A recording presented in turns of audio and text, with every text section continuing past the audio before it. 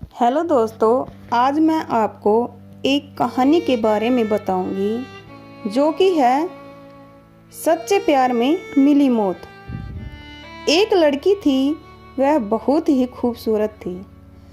जितनी वह सुंदर थी उतनी ही वह ईमानदार भी थी। वह लड़की दिल की बहुत ही अच्छी थी और वह 12वीं क्लास में पढ़ती थी। उसकी क्लास में एक लड़का था, वह मन ही मन उसे बहुत चाहता था। लड़का अक्सर उस लड़की के छोटे मोटे काम कर दिया करता था।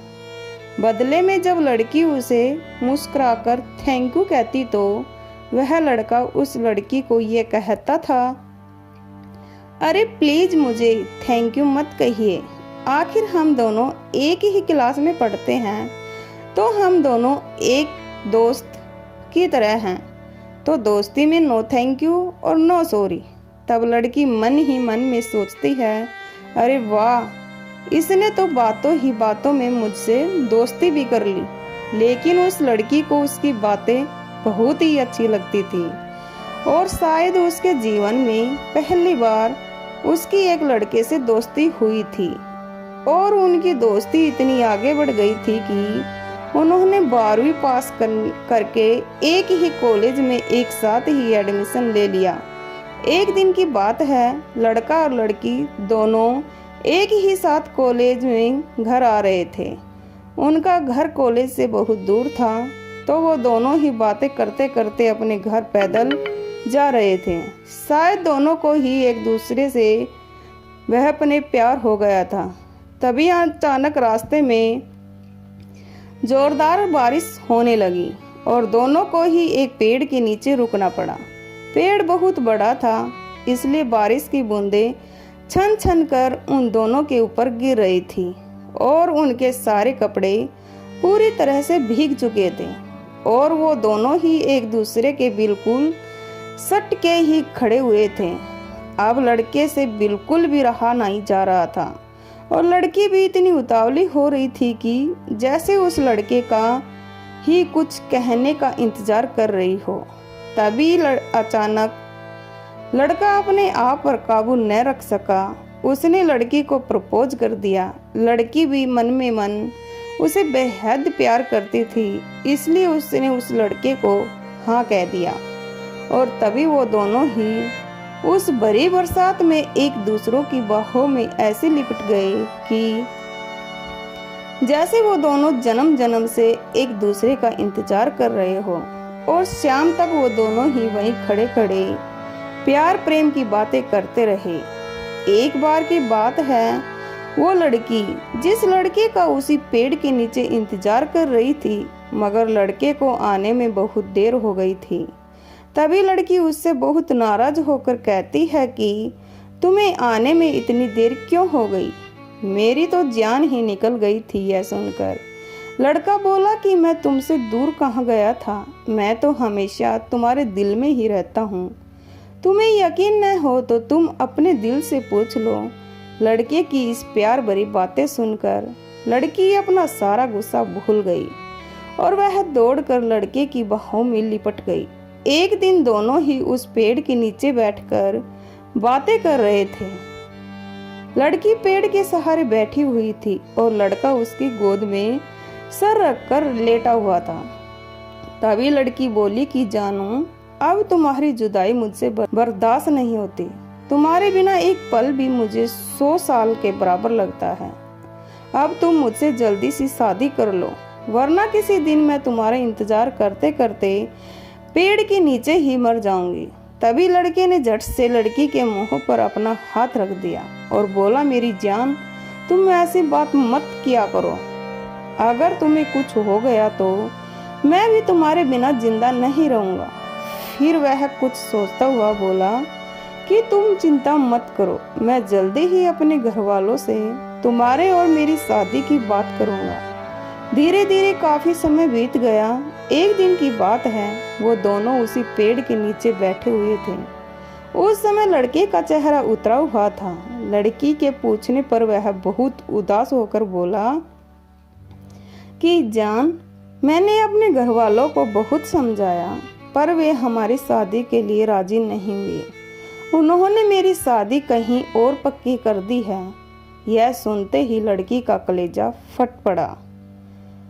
उसका मन हुआ कि वह जोर जोर से रोए, मगर वह अपने आंसुओं को छुपाते हुए बोली कि मैंने तुमसे सच्चा प्यार किया है और मैं तुम्हें कभी भूल नहीं सकती। लड़का बोला, प्लीज मुझे माफ कर देना। और उसने अपनी प्रेमिका से यह भी कहा कि अगर तुम चाहो तो अब हम एक अच्छे दोस्त की तरह रह सकते हैं। तभी लड़की यह बात सुनकर जोर जोर से रोने लगी और अपने प्रेमी से कहती है कि क्या तुमने मुझे छोड़ने के लिए प्यार किया था और तुम मेरे सिवा किसी और से शादी कैसे कर सकते हो? तुमने इसी पेड़ के नीचे बैठकर मुझसे कितने वादे किए थे, क्या तुम वो सब वादे भूल गए? और हम दोनों ने इसी पेड़ के नीचे बैठकर जीने मरने की कस्में खाई थी। उन कस्मों को तुम भूल कैसे सकते हो? तुम मेरे बिना किसी और से शादी कर सकते हो, मगर शायद तुम्हारे बिना मैं शादी कभी नहीं कर सकती। तभी लड़का लड़की को सॉरी कहकर अपने घर चला जाता है और लड़की भी बहुत ज्यादा रोती हुई अपने घर चली जाती है। देखते ही देखते लड़की की शादी का दिन अब आ ही गया था।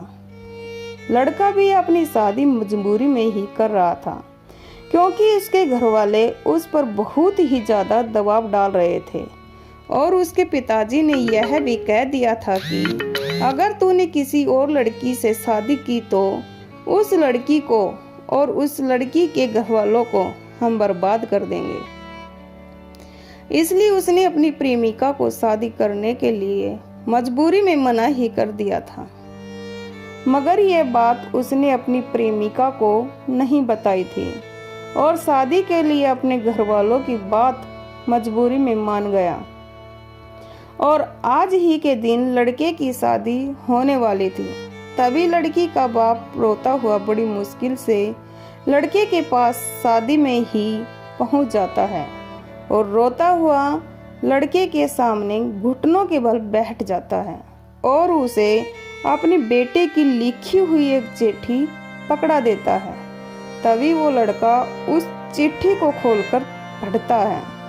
चिट्ठी पढ़ते ही उसकी आंखों के आगे अंधेरा छा जाता है और उसकी आंखों से इस तरह से आंसू निकलते हैं जैसे कि कहीं पर बादल फट गए हो।